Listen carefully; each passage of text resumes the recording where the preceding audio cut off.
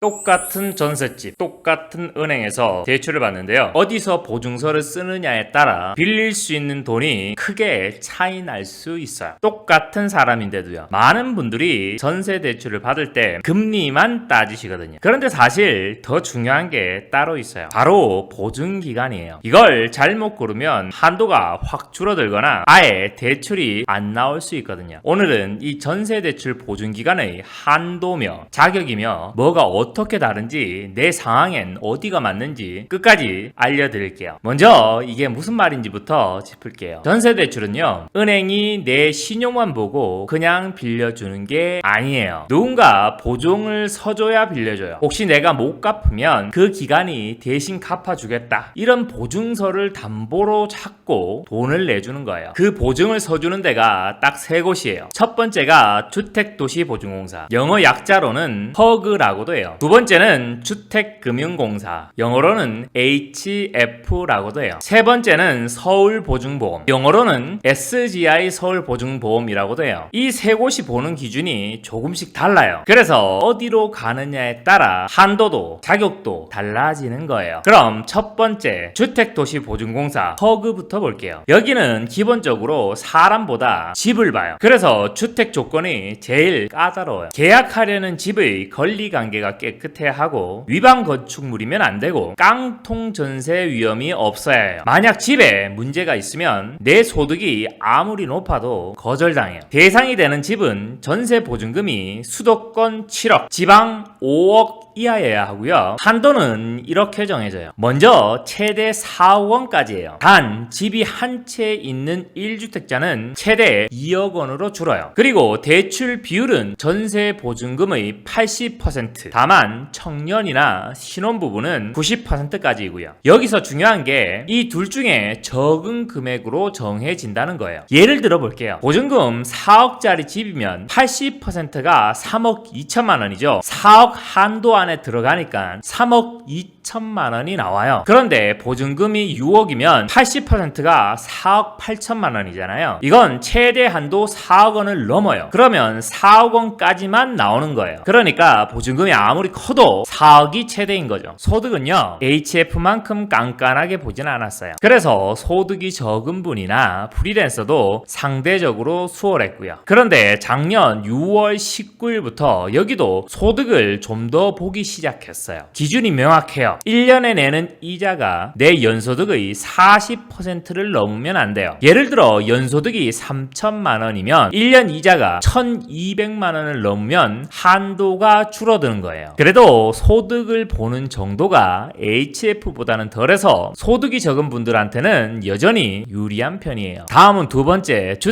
주택금융공사 HF예요. 여기는 반대로 집보다 사람을 봐요. 정확히는 내 소득을 봐요. 그래서 소득 증빙이 반드시 필요해요. 신용카드를 많이 쓴다고, 건강보험료를 많이 낸다고 소득으로 쳐주지 않아요. 진짜 증빙되는 소득 이라야 해요. 여기도 한도 정하는 방식이 비슷해요. 세 가지를 따져서 그중 제일 적은 금액으로 정해져요. 첫째, 최대 4억 원까지예요. 1주택자는 2억으로 줄고요. 둘째, 전세 보증금의 80%. 셋째, 내 소득으로 따진 상한 능력이에요. 이 셋 중에 가장 적은 게 내 한도가 되는 거예요. 그럼 여기서 그 상한 능력이라는 게 뭐냐? 이게 중요하거든요. 쉽게 말하면 내 소득으로 갚을 수 있는 만큼만 빌려준다는 거예요. 주택금융공사는 내 연소득에다가 3.5배에서 5배를 곱해서 인정소득이라는 걸 잡아요. 거기서 내가 갚아야 할 빚을 빼고요. 그 남은 금액이 최대 한도가 되는 거예요. 그러니까 소득이 낮으면 이 금액이 확 줄어들어요. 그래서 학생이나 취업준비생, 고정소득이 없는 프리랜서는 주택금융공사로 가면 불리한 거죠. 그래서 여기서 많은 분들이 놓치는 게 있어요. 소득이 적은 분이 전셋집을 구한다고 쳐봐요. 주택금융공사로 가면 소득이 적으니까 그 상한 능력 기준에 걸려서 한도가 확 줄어요. 그런데 같은 사람이 주택도시보증공사로 가면 소득보다 집을 보니까 보증금의 80%까지 받을 수 있는 거예요. 똑같은 사람, 똑같은 집인데 어디로 가느냐에 따라 빌릴 수 있는 돈이 크게 달라지는 거죠. 그래서 소득이 적은 분들은 주택도시보증공사가 유리한 경우가 많아요. 그럼 주택금융공사는 누구한테 좋은 좋으냐? 소득이 높고 안정적인 분들이에요. 대기업을 다니고 연봉이 높은 분들이요. 어차피 소득이 받쳐주니까 한도도 잘 나오고요. 게다가 주택금융공사가 보증료가 제일 싸거든요. 보증료라는 건 보증을 서주는 대가로 내는 수수료예요. 세 곳 보증료를 싼 순서대로 보면 주택금융공사가 제일 싸고 그 다음 주택도시보증공사, 서울보증보험이 제일 비싸요. 그러니까 소득이 받쳐주는 분이라면 굳이 비싼 데 갈 필요 없이 주택금융공사로 가서 수수료를 아끼는 게 이득인 거죠. 그리고 집이 있는 분들은 꼭 알아두실 규제가 하나 있어요. 요즘 정부가 가계빚을 관리하려고 대출을 조이고 있잖아요. 그 흐름에서 집을 한 채 가진 사람이 수도권이나 규제 지역에서 전세 대출을 받으면 그 대출 이자를 DSR이라는 데 반영하게 됐어요. DSR이라는 게 내 소득에 비해 갚는 빚이 너무 많으면 대출을 막는 규칙인데요. 원래 전세 대출은 여기서 빠져 있다가 1주택자한테 적용되기 시작한 거예요. 그래서 이미 다른 대출이 많은 1주택자는 전세 대출의 한도가 크게 줄어들 수 있어요. 다만 이건 이미 집이 있는 1주택자한테만 해당돼요. 무주택자나 버팀목 같은 정책 대출은 아직 이 DSR 규제 대상이 아니고요. 그러니까 내가 집이 있는지 없는지에 따라 전세 대출 한도가 확 달라지는 거죠. 그럼 세 번째, 서울보증보험은 언제 쓰느냐? 앞의 두 곳,